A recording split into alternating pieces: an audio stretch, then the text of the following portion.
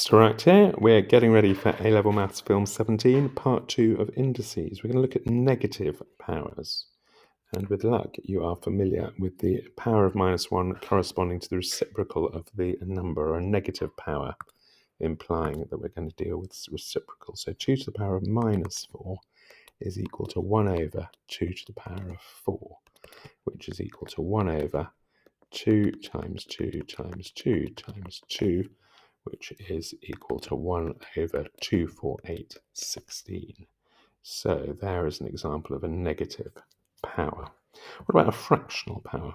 Well, fractional powers correspond to roots. For example, 27 to the power of a third is simply the cube root of 27, which is 3, because 3 times 3 times 3 is 27. So a fractional power corresponds to the cube root. So we could look at a combination here of a negative power and a fractional power, 27 to the power of minus a third. Well, let's first of all deal with the negative power. That's going to equal 1 over 27 to the power of a third. So that's got rid of the negative issue, and then that's going to be 1 over, well, 27 to the power of a third is a cube root of 27. So what this comes down to is simply a third. Okay, we dealt with the negative power first, and then the fractional power. Right, what about if we have a power like 4 to the power of 3 over 2? Here we go, 4 to the power of 3 over 2. Now, we can separate these.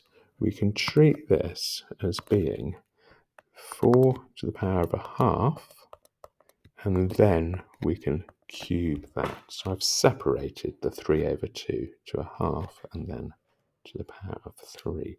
4 to the power of a half, well, that's the square root of 4, the second root of 4, so that's 2. So this simply comes down to 2 cubed, which is 8.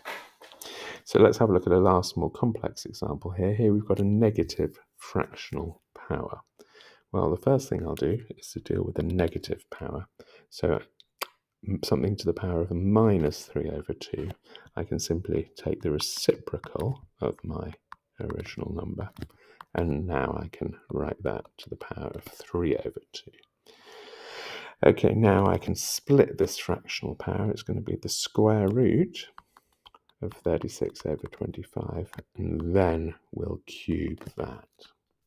So in this case, it's going to be the cube of 6 fifths, and the cube of 6 is 216, and the cube of 5 is 125. So there is my answer. I've just done it in several stages. I've dealt with the negative power, and then I've split up the fractional power.